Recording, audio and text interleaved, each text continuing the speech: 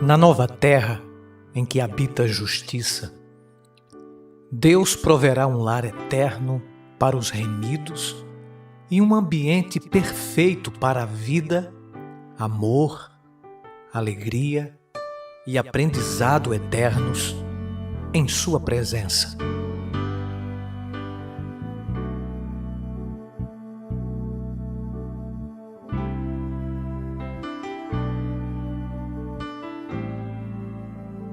Pois aqui o próprio Deus habitará com o seu povo e o sofrimento e a morte terão passado.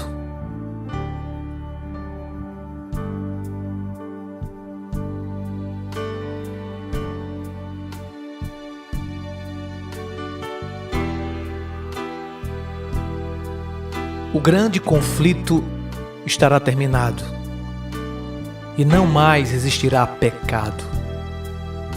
Todas as coisas, animadas e inanimadas, declararão que Deus é amor e Ele reinará para todo o sempre. Amém. Almejamos que isso logo aconteça e para sempre estaremos com o nosso Senhor. Este é o tema do Nisto Cremos de hoje, que começa agora.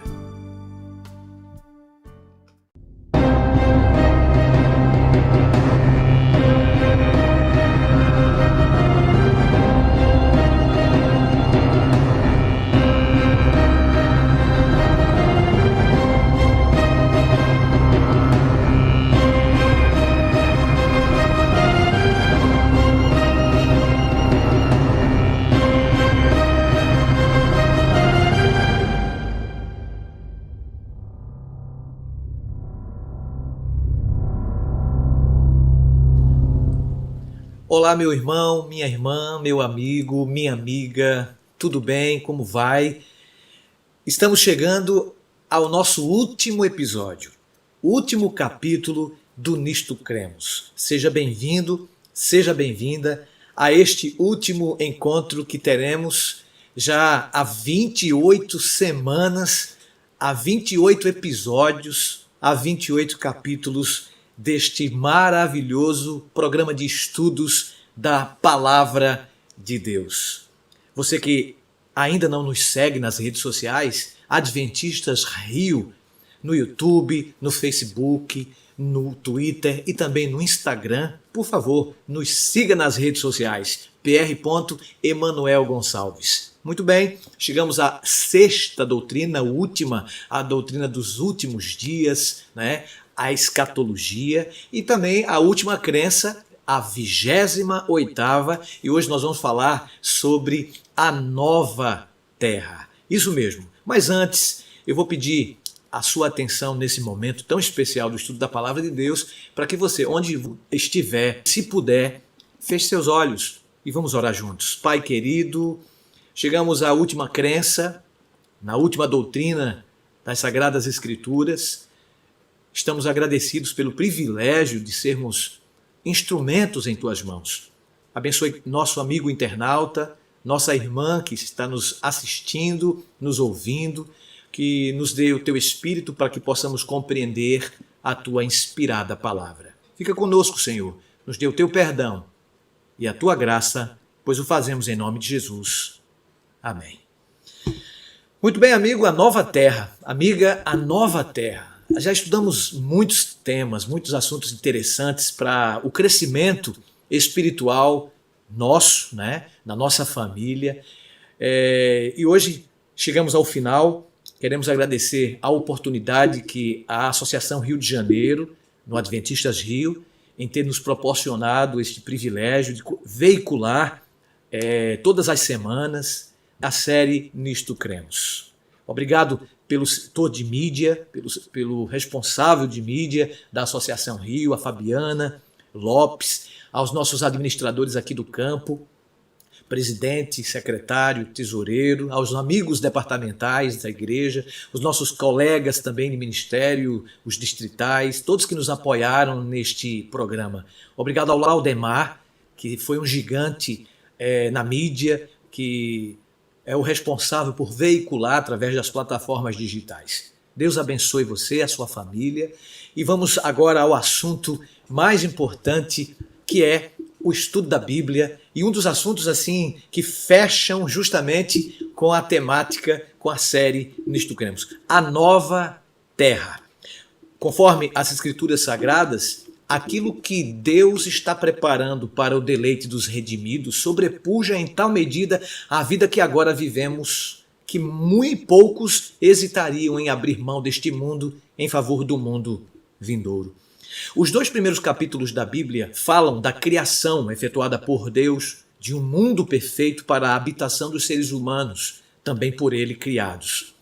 Os 2 últimos capítulos das Escrituras também falam de Deus criando um mundo perfeito para a humanidade, mas dessa vez trata-se de uma recriação, isso mesmo, a restauração da terra, da devastação ocasionada pelo pecado. Vez por outra, a Bíblia declara que o eterno lar dos remidos será um lugar real, uma localidade em que pessoas reais, com corpo e cérebro, poderão ver, ouvir, tocar, provar, medir, pintar, experimentar com toda a plenitude. É nessa nova terra que Deus estabelecerá o céu real do futuro. O apóstolo Pedro descreve concisamente o que as Escrituras têm a nos dizer no tocante a este assunto. No capítulo 3 de sua segunda epístola, ele fala do mundo antediluviano, o mundo daquele tempo que foi destruído pela água. O segundo mundo é aquele que agora existe, um mundo que está sendo entesourado para o fogo. O terceiro mundo é aquele que aguardamos, composto por novos céus e nova terra, nos quais habita justiça. Esse terceiro mundo é tão real quanto os 2 primeiros. A expressão nova terra significa tanto continuidade quanto diferença em relação à terra atual. Pedro e João divisam a velha terra purificada pelo fogo e liberta assim de toda contaminação e então renovada no capítulo 3 de 2 Pedro, versos 10 a 13, e em Apocalipse, capítulo 21, verso 1. João e Pedro nos reforçam que haverá de fato um novo céu e uma nova terra. A nova terra é, portanto, antes de mais nada, esta terra e não algum lugar distante. Embora renovada, ela permanecerá familiar, conhecida, o lar. E isso é bom, amigo. Isso é bom, amiga. Ela é nova. Entretanto, no sentido de que Deus removerá da terra toda e qualquer mancha causada pelo pecado. A nova terra, Jerusalém, é a capital desta terra, a Nova Jerusalém. Na linguagem hebraica, Jerusalém significa cidade da paz. A Jerusalém aqui da terra dificilmente terá feito jus a seu nome, mas a Nova Jerusalém refletirá fielmente em seu nome a realidade. Em determinado sentido, essa cidade vincula o céu e a nova terra. Primariamente, o termo céu aplica-se ao céu atmosférico. As Escrituras utilizam o termo para referir-se, primeiro, ao céu atmosférico em Gênesis 1, verso 20. Segundo, ao céu estrelado ou sideral, Gênesis 1, de 14 a 17. E terceiro, ao terceiro e último céu, onde se localiza o paraíso. Paulo diz isso em 1 Coríntios, capítulo 12, versículos 2 a 4. A partir dessa conexão de céu com paraíso, torna-se ele sinônimo desse termo, que define o lugar do trono e da habitação de Deus. Assim, por extensão, as Escrituras designam o reino de Deus, seu governo, e as pessoas que voluntariamente o aceitam como o reino dos céus. Deus responde, além de qualquer expectativa, à petição apresentada na oração do Senhor. Vocês lembram na oração do Pai Nosso? Ele diz assim, venha o teu reino, seja feita a tua vontade, assim na terra como nos céus.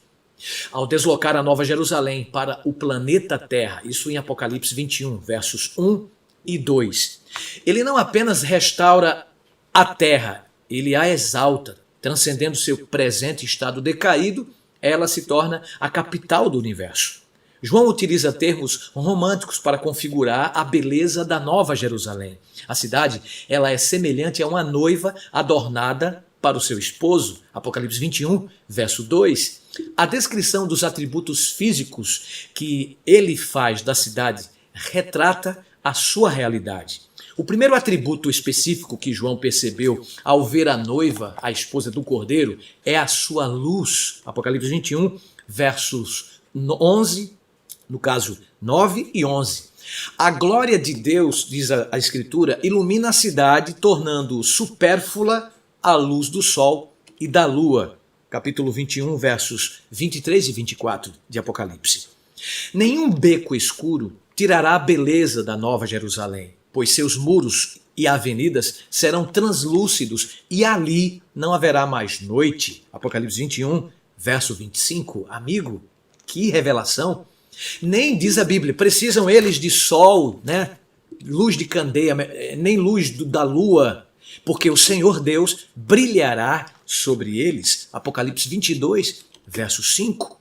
Deus, ele utilizou somente materiais dos mais preciosos na construção da cidade. Por exemplo, o muro é de jaspe, uma pedra preciosíssima, de acordo com Apocalipse 21, versos 11 e 18. Os fundamentos da cidade são adornados com 12 gemas diferentes. Jaspe, safira, calcedônia, esmeralda, sardônio, sárdio, crisólito, berilo, topázio, crisópraso, jacinto e ametista. Apocalipse 21, versos 19 e 20. Que maravilha! Essas gemas não são, entretanto, o material primário de construção. Em sua maior parte, a Bíblia diz que Deus fez a cidade, seus edifícios e ruas de ouro, capítulo 21, versos 18 e 21. Utilizando então esse precioso metal tão liberalmente quanto hoje as pessoas utilizam concreto.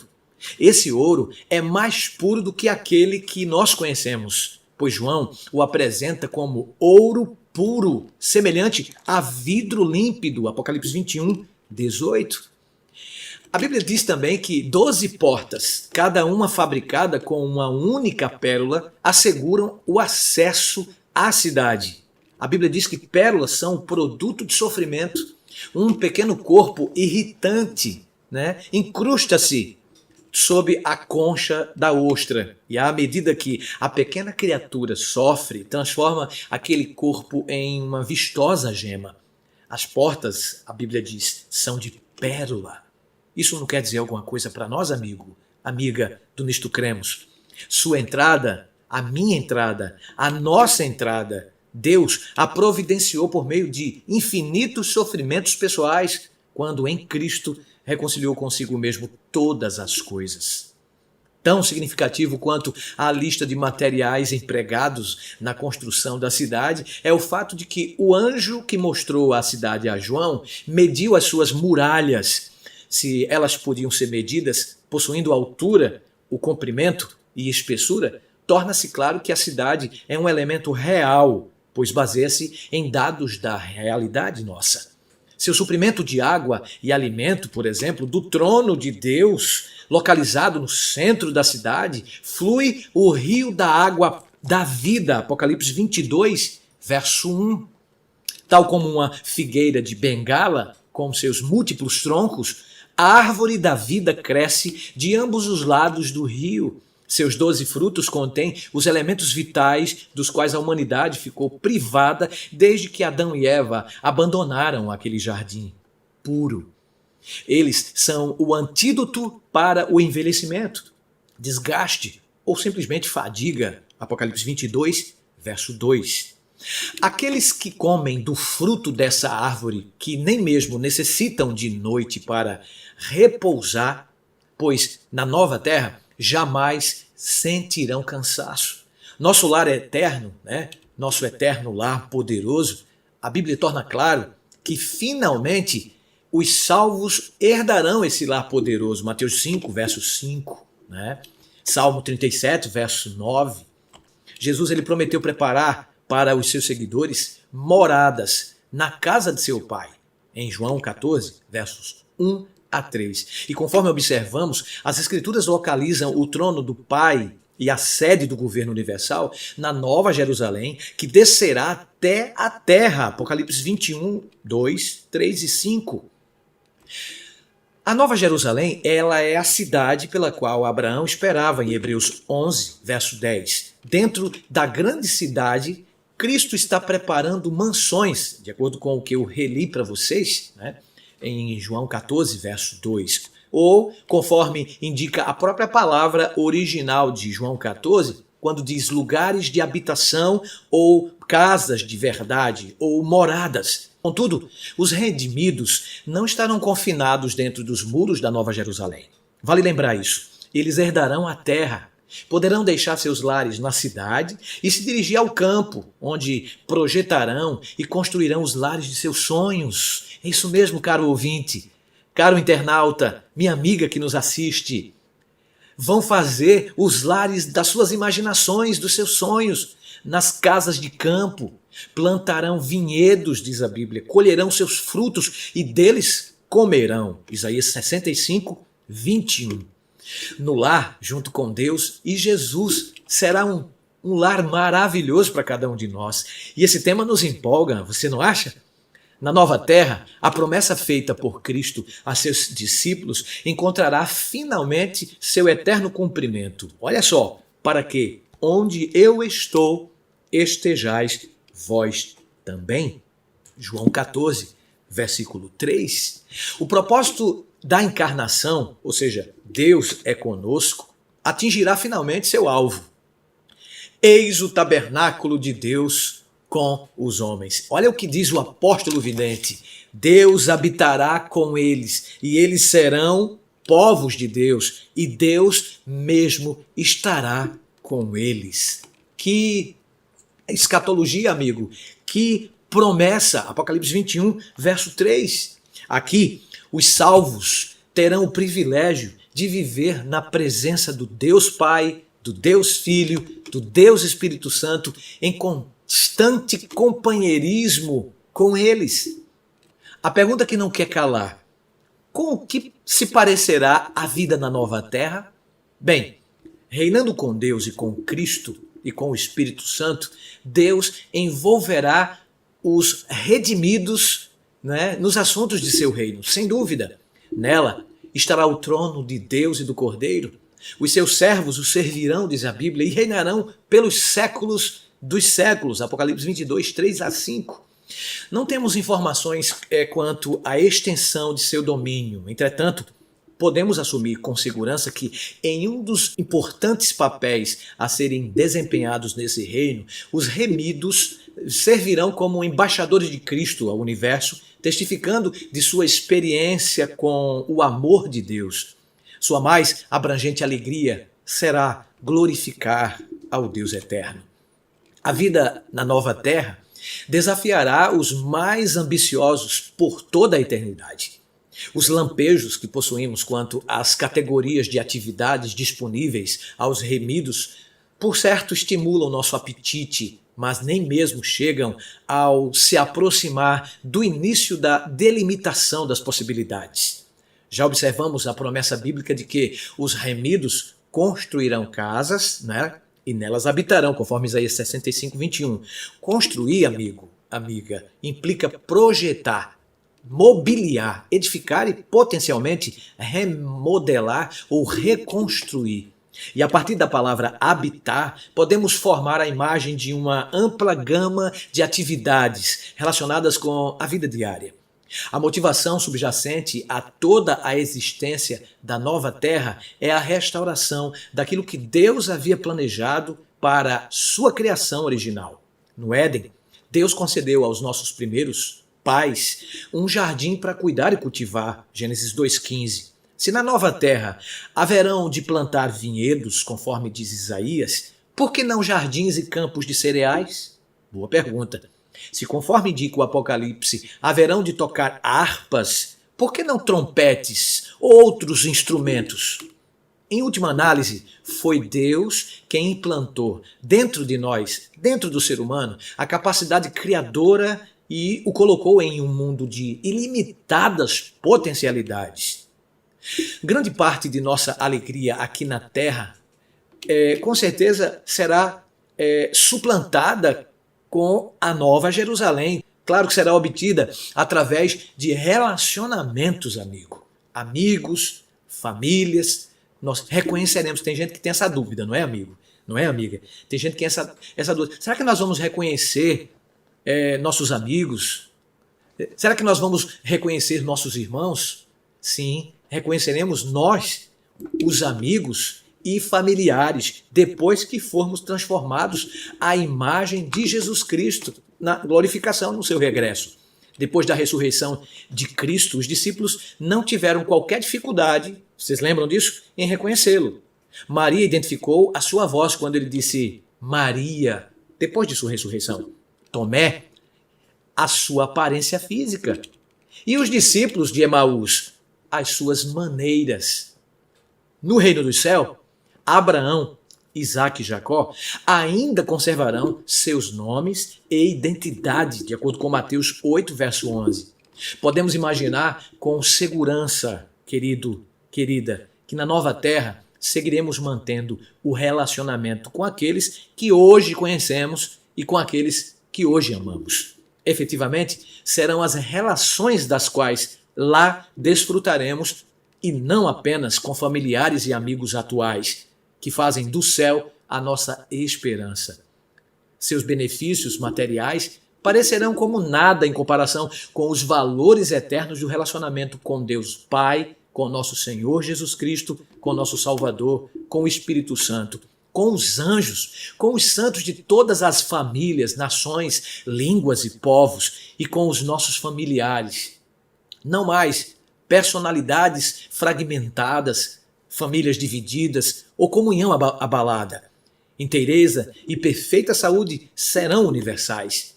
A integração física e mental farão do céu e da eternidade o mais pleno cumprimento de tudo. Amém? O amor e simpatias que o próprio Deus plantou na alma encontrarão ali o mais verdadeiro e suave exercício, a comunhão pura com os seres santos, a vida social harmoniosa com os bem-aventurados anjos e com os fiéis de todos os tempos, de todas as eras.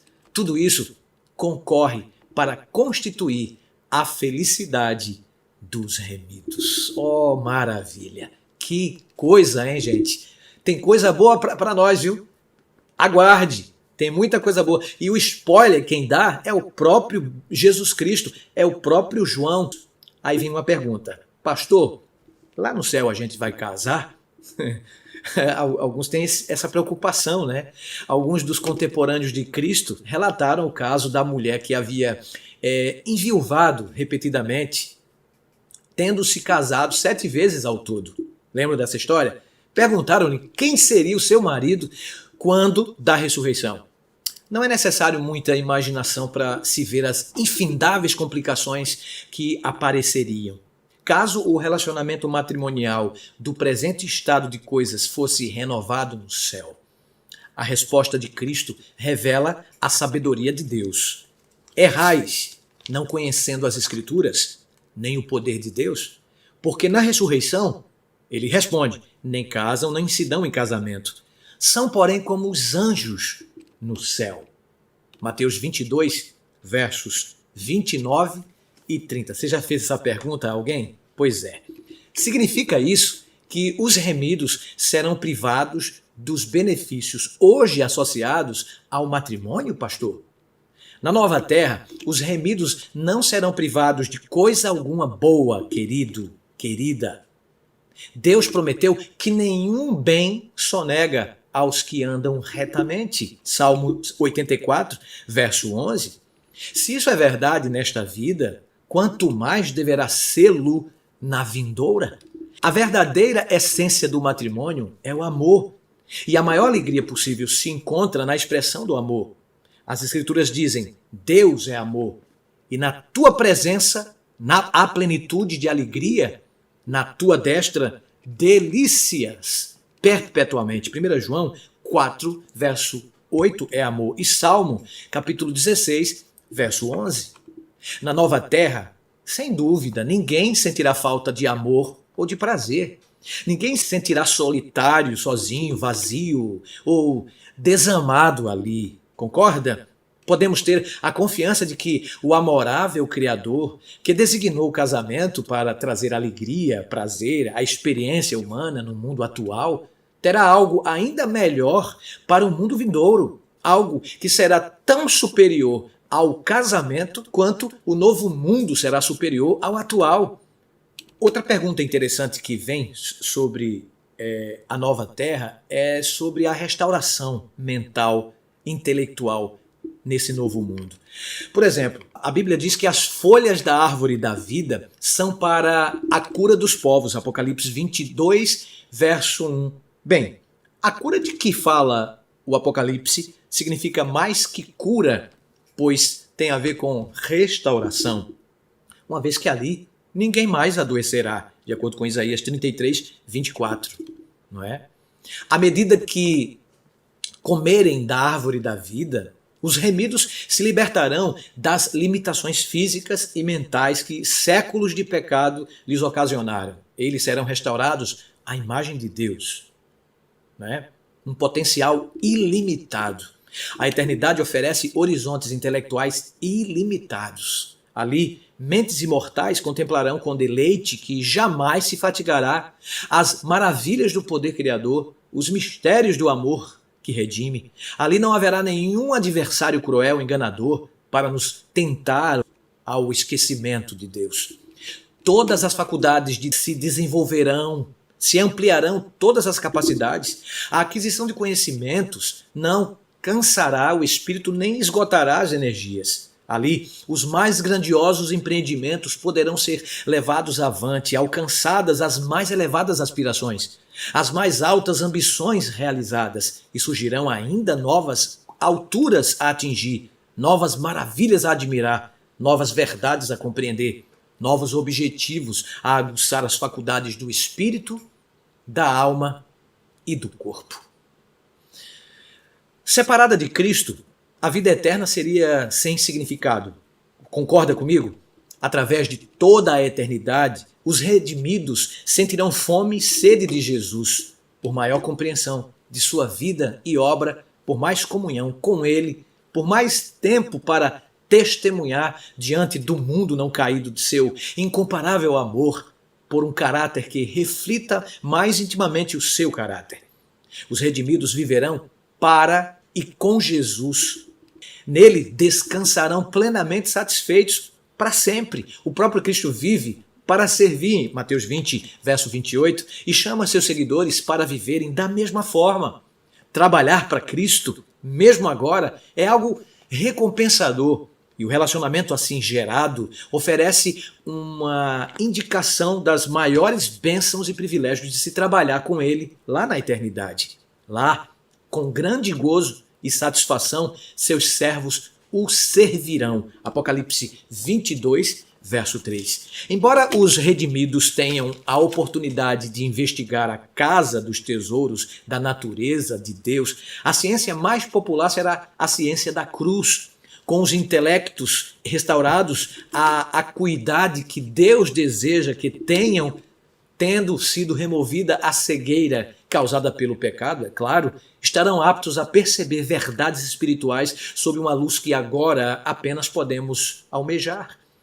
Tornarão o assunto da salvação o tema que possui profundidade, altura e largura que ultrapassa toda a imaginação, o seu estudo e cântico por toda a eternidade. E por meio desse estudo, o redimido obterá vislumbres cada vez maiores da verdade conforme ela é em Cristo Jesus. Semana após semana, os salvos se encontrarão para a adoração sabática. Olha o que diz o profeta messiânico em Isaías 66. De um sábado a outro sábado, virá toda a carne a adorar perante mim, diz o Senhor. Isaías 66, 23. Não mais haverá, todo o mal será erradicado. Algumas das mais preciosas promessas relacionadas com a nova terra, dizem respeito ao que não existirá ali. A Bíblia diz: a morte já não existirá. O livro do Apocalipse declara: já não haverá mais luto, nem pranto, nem dor, porque as primeiras coisas passaram. Apocalipse 21, verso 4. Todos esses males, querida ovelha que me escuta pelo canal Nisto Cremos, nas redes sociais do YouTube, Facebook, Instagram, olha só, todos esses males desaparecerão para sempre, porque Deus erradicará toda forma de pecado, que este é a causa do mal. As Escrituras mencionam a árvore da vida como parte da nova terra, mas em nenhum momento o fazem em relação à árvore da ciência do bem e do mal. Parou para pensar nisso? Ou qualquer outra fonte de tentação? Naquela boa terra, os cristãos jamais terão de batalhar contra o mundo, a carne ou o próprio diabo. A garantia de que a nova terra permanecerá nova a despeito da entrada de imigrantes provenientes do poluído e velho planeta Terra é o fato de que Deus excluirá dali todos os covardes, incrédulos, abomináveis, assassinos, impuros, feiticeiros, idólatras e mentirosos. Apocalipse 21 fala isso. Versos 8, Apocalipse 22 e o verso 15. Ele tem de fazê-lo, pois onde quer que entre o pecado, tão somente causa ruína. Todo vestígio de maldição será removido. Apenas uma lembrança permanece. Nosso Redentor sempre levará os sinais de sua crucifixão. Em sua fronte ferida, em seu lado, em suas mãos e pés, estão os únicos vestígios da obra cruel que o pecado efetuou. Através da eternidade, os ferimentos do Calvário lhe proclamarão o louvor e declararão o poder. As coisas antigas não serão lembradas. Na nova terra, o profeta Isaías diz que não haverá lembrança das coisas passadas, jamais haverá memória delas. Isaías 65, 17. Lendo-se o contexto, entretanto, parece claro que são as tribulações que os remidos esquecerão para sempre. Isaías 65, 16. Eles não poderão esquecer as boas coisas feitas por Deus, a abundante graça pela qual Ele os salvou. Do contrário, toda a imensa batalha contra o pecado teria sido em vão, não acha? A experiência pessoal dos santos com a salvadora graça de Cristo será a essência de seu testemunho ao longo de toda a eternidade. Adicionalmente, a história do pecado forma um importante elemento da garantia de que não se levantará por duas vezes a angústia, diz o grande profeta Naum, no capítulo 1, verso 9. Pensamentos quanto aos tristes resultados causados pelo pecado servirão como meio de intimidação para qualquer um ser tentado a seguir outra vez tal caminho suicida. Mas, embora os eventos do passado sirvam a esse importante propósito, a atmosfera celestial limpará essas terríveis recordações da dor a elas associada. A promessa é que essas memórias não provocarão nos remidos qualquer remorso, pesar, desapontamento, tristeza ou vexame. O valor da crença em uma nova criação, por exemplo, a crença na doutrina da nova criação, traz uma série de benefícios extremamente práticos para nós cristãos, amigo. Isso mesmo, acreditar que Ele vai recriar todas as coisas, isso é motivador, você não acha? Provê incentivo para a perseverança. O próprio Jesus, em troca da alegria que lhe estava proposta, suportou a cruz, diz o autor do livro aos Hebreus, no capítulo 12, verso 4. Paulo, ele renova seu estímulo ao contemplar a glória futura, dizendo: por isso não desanimamos, porque a nossa leve e momentânea tribulação produz para nós efeito eterno, peso de glória, acima de toda comparação, segundo aos Coríntios, capítulo 4, versos 16 e 17. Apresenta então a alegria e certeza da recompensa. O próprio Cristo disse: regozijai-vos e exultai, porque é grande o vosso galardão nos céus. Mateus 5, verso 12. Paulo então reitera nas seguintes frases, nos seguintes termos: se permanecer a obra de alguém, esse receberá galardão. 1 Coríntios 3, 14. Isso fortalece contra a tentação, amigo. Moisés, ele foi capaz de afastar-se dos prazeres transitórios do pecado e dos tesouros do Egito, porque contemplava o galardão. Hebreus 11, verso 25 e 26. Prover um antegozo do céu. Pensar que existirá uma recriação, uma nova terra, isso nos dá capacidade para prosseguir. A recompensa do cristão não é apenas futura. O próprio Cristo, por intermédio do Espírito Santo, vem ao cristão e habita nele como uma espécie de garantia das bênçãos do futuro. Cristo diz: se alguém ouvir a sua voz e abrir a porta, entrarei em sua casa e cearei com ele e ele comigo. Apocalipse 3:20. Quando Cristo entra, sempre traz consigo o céu, não é verdade? Comungar com ele, amigo, amiga, é ter o céu no nosso coração. É o início de sua glória, é a salvação antecipada. Alguns veem os cristãos como tão voltados para o céu que chegam a perder todo o valor terrestre. Mas é a própria crença no além que dá aos cristãos a força para mudar o mundo. Conforme observou um grande escritor, C.S. Lewis, dizendo: se alguém ler a história, constatará que os cristãos que mais fizeram por este mundo foram exatamente aqueles que mais pensaram no mundo do porvir. Foi a partir do momento em que os cristãos deixaram de pensar no outro mundo que se tornaram tão ineficazes no mundo presente. Amigo, amiga, focalize o céu e você realizará tudo aqui na terra. Focalize a terra e você não conseguirá coisa alguma.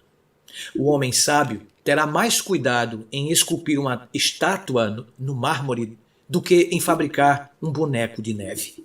O cristão que planeja viver para sempre, naturalmente, estruturará sua vida com maior cuidado e assim exercerá maior influência sobre a sociedade do que a pessoa que imagina ser descartável, que nasceu apenas para ser jogada fora.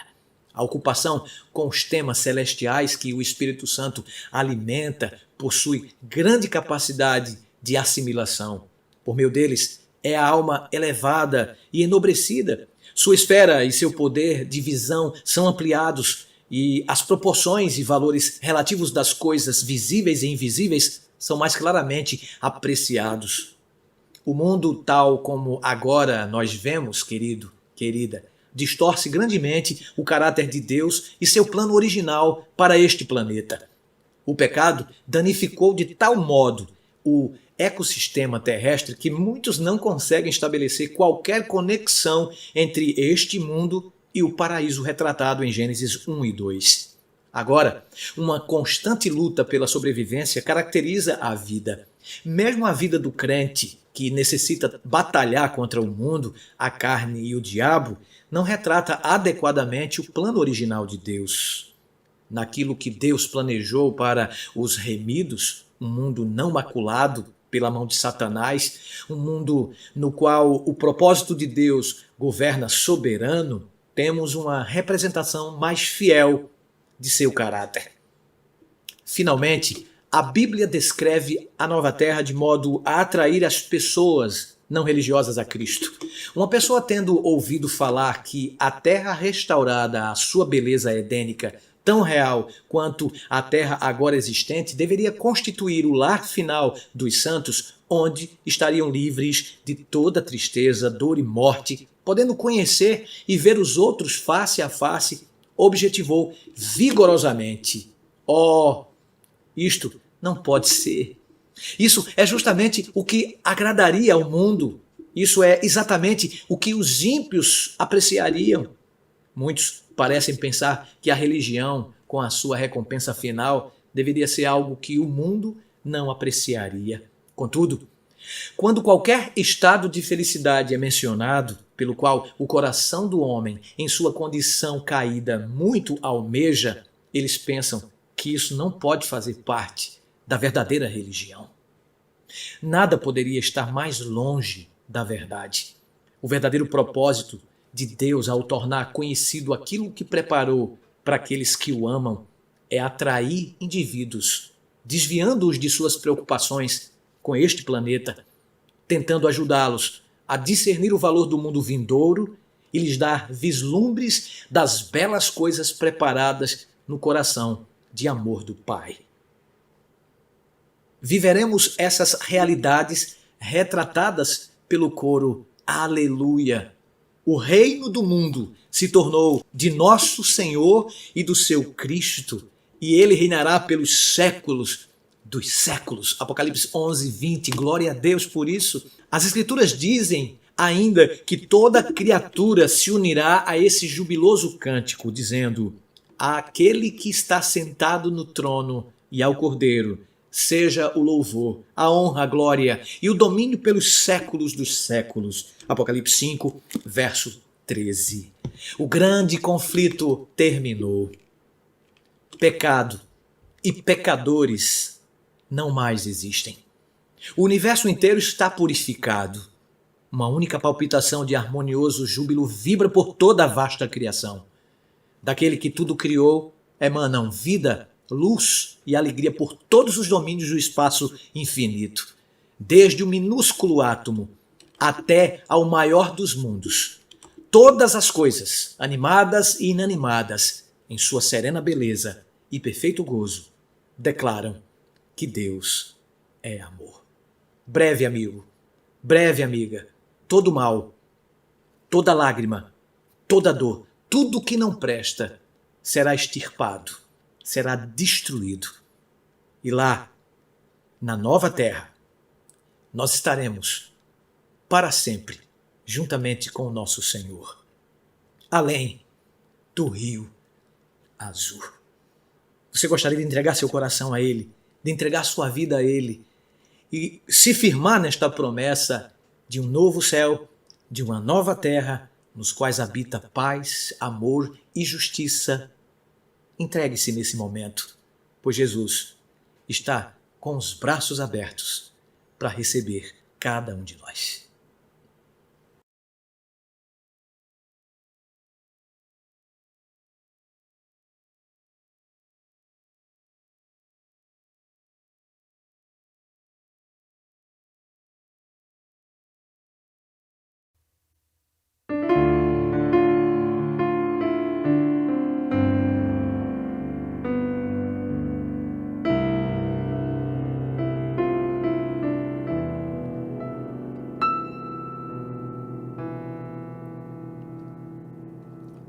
Além do Rio Azul, as ruas são de ouro e de cristais. Ali tudo é vida, ali tudo é paz, morte e choro, nunca mais. Tristeza e dor, nunca mais. Além do Rio Azul, as ruas são de ouro e de cristais. Ali tudo é vida, ali tudo é paz, morte e choro, nunca mais. Tristeza e dor, nunca mais. Verei o grande rio da vida, claro como o cristal. Verei a face do Mestre querido. Não haverá mais noite ali, não haverá nenhum clamor. Verei os olhos de Jesus e tocarei seu corpo, enfim.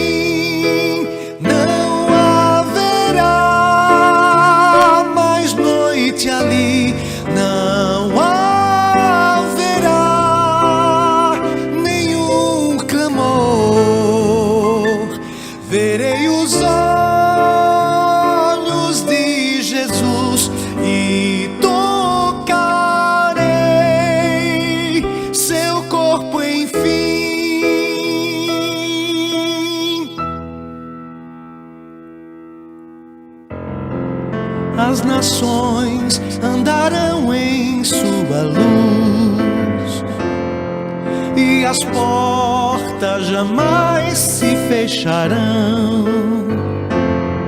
A cidade é de ouro puro, de jaspe é o seu muro, além do céu azul.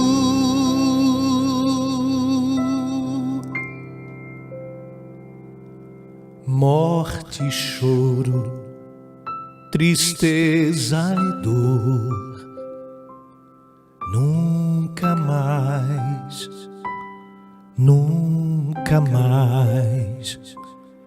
Morte e choro, tristeza e dor, nunca mais, nunca mais.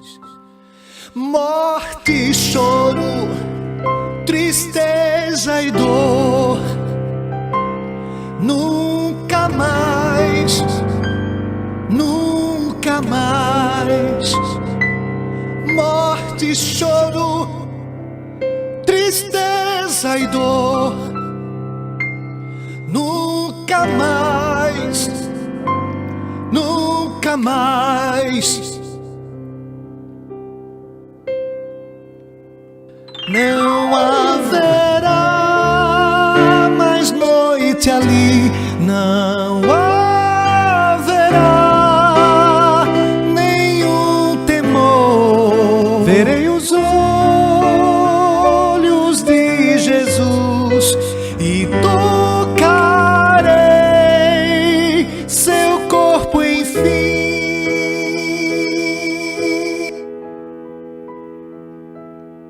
Além do rio azul.